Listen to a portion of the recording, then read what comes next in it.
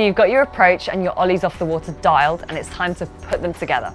Start with a fun box, as they usually have ramps onto them, so if you don't quite get high enough to get onto the top of the box, you will land and ride on the up ramp. Start your cut from under the cable. A nice, easy but progressive cut. Flatten off about a metre or so before the feature. Make sure your weight is centred. Ollie onto the ramp or the top of the box. Get your knees nice and high to give you more room to clear the on-ramp. Soften your knees to allow any impact. Ride along the box. Popping on is one of the things that you should learn early on. When you start progressing with your park tricks, it will make hitting features a lot easier and a smoother transition from the water to the plastic. Key point here is to learn to do it and switch at the same time.